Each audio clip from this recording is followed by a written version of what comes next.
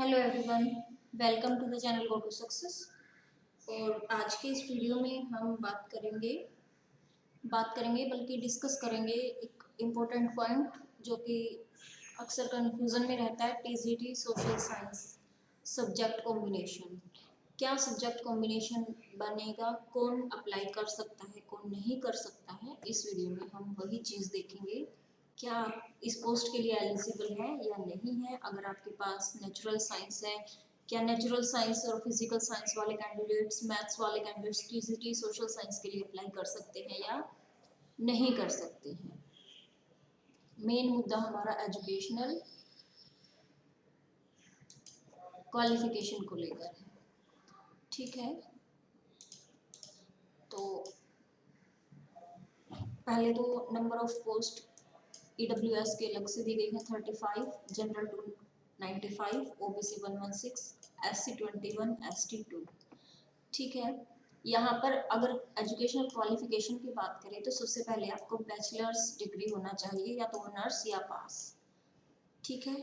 उसके साथ और इक्विवेलेंट या इसकी तरह ही कोई रिकॉग्नाइज्ड यूनिवर्सिटी से 45% मार्क्स के साथ 2 school subjects of which at least one out of the following should have been at the elective level। Elective level पर इन 4 में से कोई एक सब्जेक्ट होना चाहिए, ठीक है। ये 4 हैं आपके इंग्लिश, मैथ्स, नेचुरल या फिजिकल साइंस और सोशल साइंस। और जो आपके स्कूल सब्जेक्ट्स हैं, स्कूल सब्जेक्ट ये आपको नीचे दिया गया है। स्कूल सब्जेक्ट्स में आपके आते हैं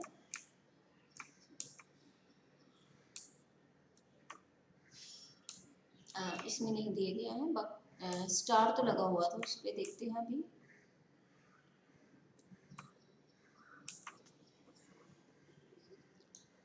ठीक है, इनमें से कोई एक होना चाहिए। स्कूल सब्जेक्ट में आपके वही चीजें आ जाती हैं सारी जो भी आप 10th तक पढ़ते हैं, साइकोलॉजी, उसके अलावा इंग्लिश, हिंदी और जो भी आपने 10th लेवल तक पढ़ा है। देखिए ये दूसरी पोस्ट पे आपको स्कूल सब्जेक्ट दिए हुए हैं टीजीटी बंगोली पे, देखिए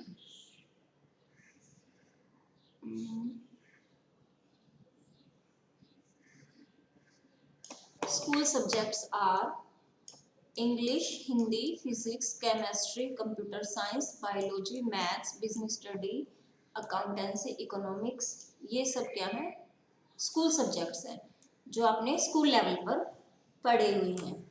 उसके साथ ही आपके पास क्या होना चाहिए, यहाँ पर एडिशनल सब्जेक्ट, अगर आपने ग्रेजुएशन के दौरान कोई सब्जेक्ट में एडिशनल कर लिया है तो वो एलिजिबल नहीं होगा, उसको हम बाद में देखते हैं एक बार। वर्किंग नॉलेज ऑफ हिंदी, अगर आपने 8th तक भी हिंदी पढ़ी हुई है ना तो आप अप्लाई कर सकते हैं, ठीक है। आगे देखिए और क्या होना चाहिए, at least one out the following, एक तो इन 4 में से होना ही चाहिए। उसके अलावा मेन सब्जेक्ट 4, ये जो इनके अंतर्गत भी कई सब्जेक्ट आते हैं, तो पहले नेचुरल साइंस और इसके अंतर्गत देखते हैं। आपके पास या तो 2 सेमेस्टर के लिए होना चाहिए या 2 साल, यानी कि 2 सेमेस्टर नहीं, 4 सेमेस्टर या 2 साल तक आपने फिजिक्स पढ़ी हो, केमिस्ट्री पढ़ी हो, बायोलॉजी, बॉटनी या जूलॉजी, ये इसके अंतर्गत आते हैं। या फिर अगर आपने फिजिकल साइंस में ग्रेजुएशन नहीं किया, सोशल साइंस और इंग्लिश में किया है, तब आपके पास क्या क्या होना चाहिए, हिस्ट्री 2 साल, पॉलिटिकल साइंस 2 साल, अगर हिस्ट्री नहीं है तो पॉलिटिकल साइंस होना चाहिए, या फिर इकोनॉमिक्स होना चाहिए, या फिर बिजनेस स्टडी या सोशियोलॉजी या ज्योग्राफी या फिर साइकोलॉजी। ये सभी आपके पास कम से कम 2 साल के लिए होने चाहिए, ठीक है। और प्रोवाइडेड फर्दर दैट रिक्वायरमेंट, ठीक है, कैंडिडेट वो passes post graduate qualification in any of the teaching subject listed above. ये जो 4 टीचिंग सब्जेक्ट है, अगर इनमें आपने मास्टर्स किया हुआ है, एमए किया हुआ है, MA English, MA mathematics, natural science या सोशल साइंस, और इन दोनों के अंतर्गत जो भी ये सब्जेक्ट आ रहे हैं, अगर आपने एमए पॉलिटिकल साइंस किया हुआ है, MA इकोनॉमिक्स किया हुआ है तो भी आप PGT के लिए अप्लाई कर सकते हैं। ठीक है, belonging to SC/ST, physical handicap, degree diploma in training education, वो हो गया आपका नॉलेज ऑफ हिंदी, और CTET आपका क्वालिफाई होना चाहिए पेपर 2 के लिए, ये दिया गया है यहाँ पर note. The candidate should have studied the subject concerned I mentioned RRs for at least 2 years during the graduation course. Graduation में कम से कम 2 साल के लिए आपको ये सब्जेक्ट पढ़ने होंगे। Elective word may also include main subject as practiced in different universities. जो इलेक्टिव वर्ड यूज हुआ है वो आपके मेन सब्जेक्ट्स, ये आपके 4 मेन सब्जेक्ट्स हैं। ठीक है, ये आपको मेरे ख्याल से समझ आ गया होगा। आपके पास इनमें से कोई एक सब्जेक्ट होना चाहिए और एक लैंग्वेज होनी चाहिए आपके पास, इंग्लिश, हिंदी, कोई भी लैंग्वेज हो सकती है। अब यहाँ से ये मत कंफ्यूज हो जाना कि यहाँ पर सिर्फ इंग्लिश लैंग्वेज की बात की गई है और हमारे पास तो हिंदी था, हिंदी के साथ आपके पास पॉलिटिकल साइंस रहा है और पोल साइंस इसमें है। ठीक है, और दोनों साल रहा है तो आप अप्लाई कर सकते हैं। लैंग्वेज आपकी हिंदी या संस्कृत हो सकती है। अगर यहाँ पर एक सब्जेक्ट होना चाहिए ना, एटलीस्ट कम से कम एक, या फिर 2 subject, maths plus natural science, maths plus natural science. Natural science के अंतर्गत जो भी आ रहे हैं आपके, फिजिक्स 2 साल के लिए पढ़ी हो, केमिस्ट्री 2 साल के लिए, बायो बॉटनी 2 साल के लिए पढ़ी हुई हो। उसके बाद आपका या फिर मैथ्स के साथ आपने पॉलिटिकल साइंस या फिर इकोनॉमिक्स या फिर हिस्ट्री या फिर बिजनेस स्टडी 2 साल के लिए, या फिर सोशियोलॉजी या फिर ज्योग्राफी या साइकोलॉजी। ठीक है, यानी कि एक एक कॉम्बिनेशन आपको इसके साथ बना लेना है। एक सब्जेक्ट यहाँ से उठा लो और एक इधर से मेन सब्जेक्ट में से। ठीक है, या फिर लैंग्वेज आपकी है हिंदी या संस्कृत में से कोई एक होना चाहिए और इनमें से एक सब्जेक्ट आपको 2 साल पढ़ा होना चाहिए तो आप एलिजिबल हो जाएंगे। अब चलते हैं रिजेक्शन नोटिस पर। किस बेस पर कैंडिडेट्स को रिजेक्ट किया गया लास्ट ज्वाइनिंग के टाइम पे, वो नोटिस देखते हैं। और एज लिमिट यहाँ पर देखिए बिलो 32 ईयर्स हो गया है। कुछ महत्वपूर्ण चीजें हैं जिनको हम अक्सर इग्नोर कर देते हैं, तो इनमें चेंजेस हो ही जाते हैं। देखिए टीजीटी 32 ईयर्स है। ये लास्ट टाइम का रिजेक्शन नोटिस है TGT social science male candidates के लिए। अब ये आप देख सकते हैं CTET after cut off date, यानी कि जब आपका एग्जाम के लिए फॉर्म्स निकले थे तब आपका क्या हुआ, CTET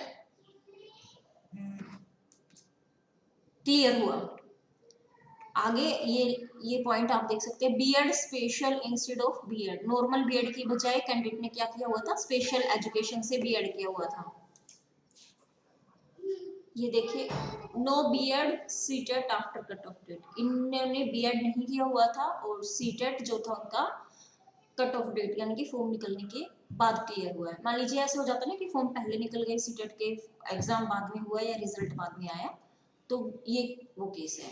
the candidate has done BCom vocational course and not studied social science subject in graduation, यानी कि जिन जिन सब्जेक्ट्स पे हमने बात की थी, economics, political science, business study, इन ये सब सब्जेक्ट इन्होंने ग्रेजुएशन में नहीं किए थे। However he has done additional की हम बात कर रहे थे कि उन्होंने इकोनॉमिक्स और पॉलिटिकल साइंस एडिशनल में कर लिया था, लेकिन additional subject is not applicable as the candidate has not acquired bachelors degree, honours और पास। ठीक है, तो इसलिए एडिशनल को यहाँ पर माना नहीं गया। ये देखिए कितने कैंडिडेट्स को रिजेक्टेड किया गया है। CTET qualified with relaxed standard, 85 marks आए हैं, बट जनरल कैटेगरी में इनको कंसीडर नहीं किया जा सकता। ठीक है, क्योंकि ये ओबीसी आउटसाइड है और जहां से राजस्थान से इनका ओबीसी इशू हुआ है, लेकिन जब आप D+B के लिए अप्लाई करते हैं तो आपका जो ओबीसी होता है वो दिल्ली के लिए ही एलिजिबल होता है। और दूसरी बात NCL non creamy layer certificate OBC से अलग साथ में होना जरूरी होता है। ये इनका ओवर एज का केस है। ठीक है, तो आई थिंक ये देखिए, not study social science subject in 2 years, 2 साल नहीं पढ़ा था, एडिशनल सब्जेक्ट पढ़ा था, लेकिन additional subject is not applicable as the candidate has not acquired bachelor degree. ठीक है, ये देखिए, ये बीए टूरिज्म से किया था और ये इस रूल के अंडर नहीं आता है। तो इसी तरह के काफ़ी केसेस हैं। ये देखिए, ये ओबीसी आउटसाइड है, यूपी से ओबीसी बना हुआ है। ठीक है, ये राजस्थान से है, ये ओवर एज का केस है। ये स्पेशल बीएड ने अप्लाई कर दिया था और क्लियर हो गया, उनको नहीं माना गया। ठीक है,